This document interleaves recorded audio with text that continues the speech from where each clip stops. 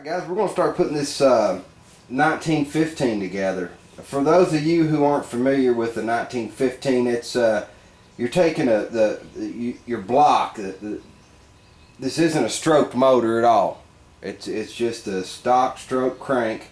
I did have had to have this on a line board, and to get the 94 millimeter pistons and cylinders on here, you've got to cut the you got to open up the block here, bore it there, and on your heads you're going to have to open the heads up too.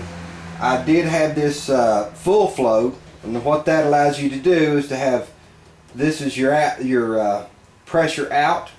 Okay, and that allows you to put your remote oil filter on there and your remote oil cooler on there. I'm going to go ahead. I've got a few things to do before I can start actually building the motor. I've got to get these my fittings in here for where I've had it full flow. And make sure I get that started right. Went ahead and got Teflon tape on my fittings. Get them sealed. You got your pressure out here, and then you're going to have, I got to get another fitting here, and that returns. That returns right there. So I'm going to go ahead and get these tightened down. Then I've got to I've got a piece of engine tin here that goes behind the pulley. I'm going to have to get it cut out for this right here for my return. So I'm going to go ahead and get these tightened down, and we'll roll the camera in just a minute. Guys, I got this piece of tin here sandblasted. I haven't got it painted yet. The reason for that, I've got to get a path cut here for my return hose. What I'm going to do is just going to hold that up against the block where it goes. Give me some kind of an idea roughly where this is at. Okay, now I've got to cut that a little bit bigger. I'm going to get me a piece of my push lock hose. It's a high pressure hose. I'm going to get a piece of that and kind of get an imaginary, you know, figure here on this so I can get that cut out. I don't want to cut it too big, but I want it to look good, halfway decent. You know, I don't want to butcher that tin up. So I'm going to get that cut out. We'll get this painted, mounted on here, and we'll keep on rolling. I got some more things to do. Where I painted this block with the high temp paint, I want to chase these threads. Of course, this is getting a block off here where the fuel pump normally goes. I'm not going to have a fuel pump, the manual fuel pump on this. I've got an electric 3.5 pound pump because this is going to have dual carbs on it. I want to get all these threads chased and get my block off on there. I've got a hole, one of my screws broken off here. I'm going to have to drill that and get an easy out and get that out of there. There's plenty to do here. Alright guys, I got this hole cut for the push lock hose to go through. I kind of held it up there, get an idea, see if we were fitting or not. I think that's pretty good. I'm going to go ahead and get this guy primed, and then we'll get it painted up. Alright guys, I'm getting these push rod tubes ready. I'm putting the seals on the ends of them. Pretty straightforward. Just make sure you have the bevel out, because you'll see when we put these to the block and to the head, you have the concave kind of bevel there. This screw extracted out of here. I'm just going to try to get the top of it flattened off a little bit, and I'll get a center punch, get it punched out, and we'll see if we can get it to where it'll hold our engine tins okay.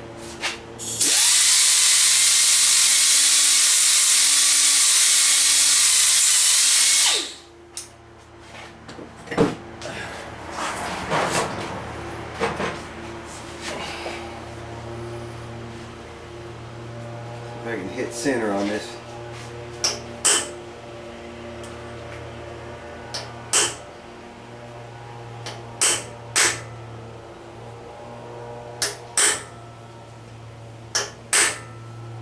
Alright, now let's see if I can I'm going to get that drilled out, and then I'll see if I can get a screw extractor in it. Sometimes these things are just jammed up so bad that you have to just keep drilling and chip the threads out. I've had to do that before. I'm hoping it won't be that hard right here.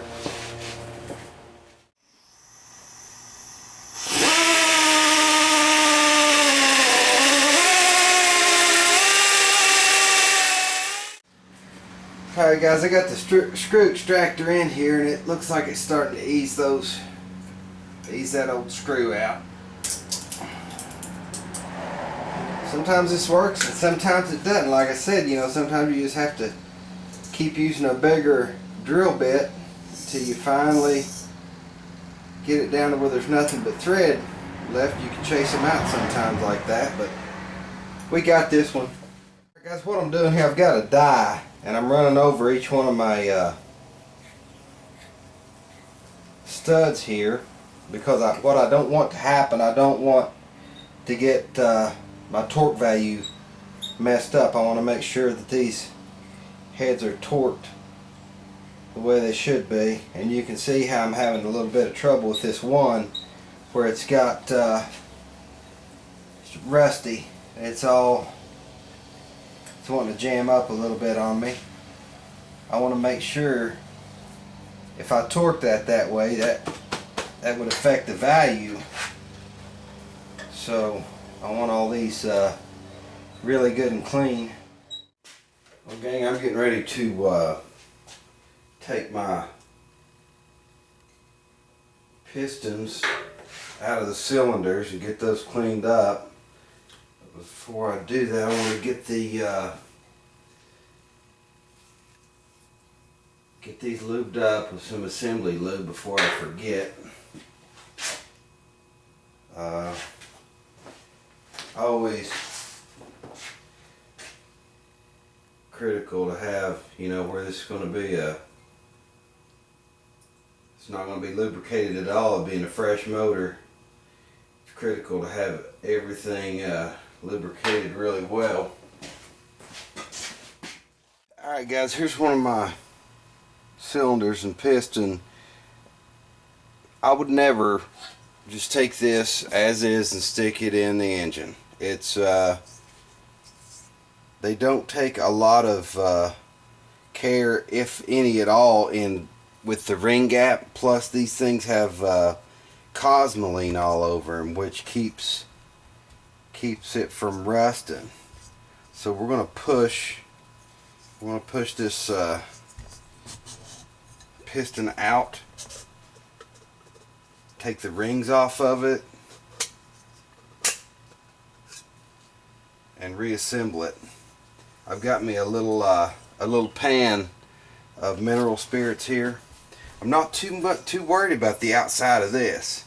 I want to clean the cosmoline out of here, get it off all the rings, off the piston, and get the any shavings or whatever. Now I don't know if you can see or not, in here there's holes drilled for oil. Those you can rub your finger across that and it's a little rough, and I've actually picked shavings off that before. You don't want that in your engine either. Make sure you don't have any shavings or anything. But these as far as your gaps on your ring grooves, they're not going to be set either when you pop these out. I imagine that people have just taken these things and put them on. I wouldn't recommend it. I'm not saying that you'd blow your motor, but I wouldn't think your performance would be optimal with you know, with the ring gap not what it should be. Want to dry this off. You can see already. See, now there's some dirt there. I don't know if you can see it or not, but yeah, these things aren't going to be really clean. Okay guys, my camera died there. I'm not sure where I left off. I'm gonna recap here what I did with these piston rings. On my first oil ring, it's here. about 10 o'clock. Okay, the next one on top over here about 2 o'clock. The next one I've got it at 10 o'clock. My very top compression ring, got it over here about 2 o'clock.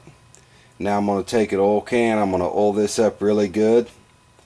I'm going to take my ring compressor, compress it, and we're going to put it down in the cylinder.